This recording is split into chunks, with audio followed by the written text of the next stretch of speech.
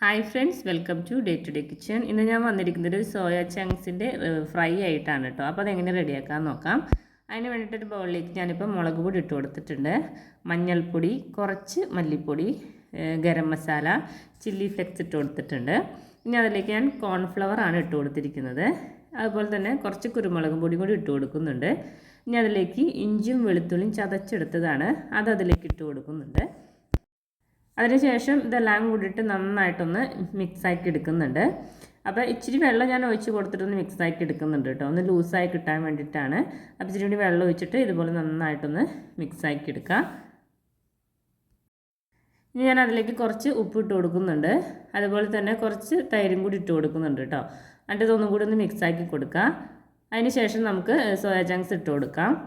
അപ്പോൾ soya chunks ഞാൻ already ചൂടുവെള്ളത്തിലിട്ടിട്ട് നന്നായി ഒന്ന് സോക്ക് ചെയ്തെടുത്തിട്ടുണ്ട്. അപ്പോൾ നല്ല സോഫ്റ്റായി വന്നിട്ടുണ്ട്.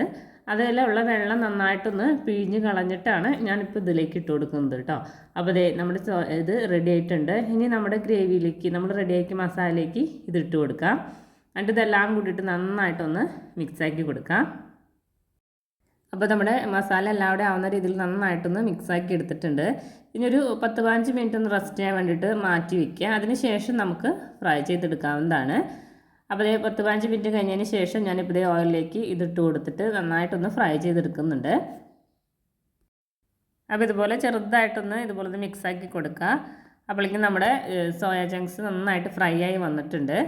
നല്ല ക്രിസ്പി ആയിട്ട് തന്നെ കിട്ടിയിട്ടുണ്ട് കേട്ടോ. ഇനി നമുക്കത് ഓയിലിൽ നിന്ന് എടുത്ത് വേറെ പാത്രത്തിലേക്ക് മാറ്റി കൊടുക്കാം. ഇതുപോലെ നമ്മൾ റെഡിയാക്കി വെച്ച എല്ലാ സോയ ചങ്ക്സ് ഇതുപോലെ ഒന്ന് ഫ്രൈ ചെയ്തെടുക്കുന്നുണ്ട്.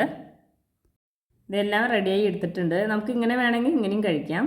ഞാനിപ്പോൾ ചെറുതായിട്ടൊന്ന് സോസിലൊന്ന് കോട്ട് ചെയ്തെടുക്കുന്നുണ്ട്. അതിന് വേണ്ടിയിട്ട് ഞാനിപ്പോൾ ഇവിടെ പാൻ വെച്ച് കൊടുത്തിട്ടുണ്ട്. പാനിലേക്ക് നമ്മൾ സോയ ഫ്രൈ ചെയ്തെടുത്ത ആ ഓയിൽ തന്നെ അതിലേക്ക് ഒഴിച്ച് കൊടുക്കാം കേട്ടോ. ഇനി അതിലേക്ക് ഞാൻ വെളുത്തുള്ളി ചെറുതായി കട്ട് ചെയ്തെടുത്ത വെളുത്തുള്ളി ഇട്ട് കൊടുക്കുന്നുണ്ട്. അതുപോലെ തന്നെ സവാള ചെറുതായിട്ട് കട്ട് ചെയ്തെടുത്താണ്ട് ഒരു ചെറിയ സവാള എടുത്തിട്ടുള്ളൂ, അത് ഇതുപോലെ തന്നെ കട്ട് ചെയ്തിട്ട് അതിലേക്ക് ഇട്ട് കൊടുക്കുന്നുണ്ട്. എന്നിട്ട് ചെറുതായിട്ടൊന്ന് വഴറ്റിയെടുക്കുക. അപ്പോൾ ഇതൊക്കെ ചെറുതായിട്ടൊന്ന് വാടി കഴിഞ്ഞതിന് ശേഷം ഞാനിപ്പോൾ അതിലേക്ക് കുറച്ച് മുളക് പൊടി ഇട്ട് കൊടുക്കുന്നുണ്ട്. ഇപ്പോൾ ചില്ലി സോസ് കയ്യിലുണ്ടെങ്കിൽ നിങ്ങൾക്ക് അത് യൂസ് ചെയ്യാവുന്നതാണ് കേട്ടോ. ഞാനിപ്പോൾ എൻ്റെ കയ്യിലില്ലാത്ത കാരണം മുളക് പൊടി ഇട്ട് കൊടുക്കുന്നുണ്ട്. അതുപോലെ തന്നെ കെച്ചപ്പാണ് ഇട്ട് കൊടുക്കുന്നത്. അതും കൂടി ഒഴിച്ച് കൊടുത്തിട്ട് ഇതെല്ലാം കൂടിയിട്ട് നന്നായിട്ടൊന്ന് മിക്സാക്കി എടുക്കുന്നുണ്ട്. ഇനി നമുക്ക് അതിലേക്ക് നമ്മൾ ഫ്രൈ ചെയ്ത് വെച്ചിരിക്കുന്ന സോയ അതിലേക്ക് ഇട്ട് കൊടുക്കാം. എന്നിട്ട് നന്നായിട്ടൊന്ന് മിക്സാക്കി കൊടുക്കുക. എല്ലാവരും ആവുന്ന രീതിയിൽ നന്നായിട്ടൊന്ന് മിക്സാക്കി എടുക്കുന്നുണ്ട്.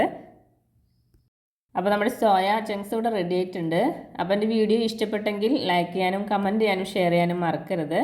ആദ്യമായിട്ട് കാണുന്നവരുണ്ടെങ്കിൽ സബ്സ്ക്രൈബ് ചെയ്യാനും മറക്കരുത്. താങ്ക്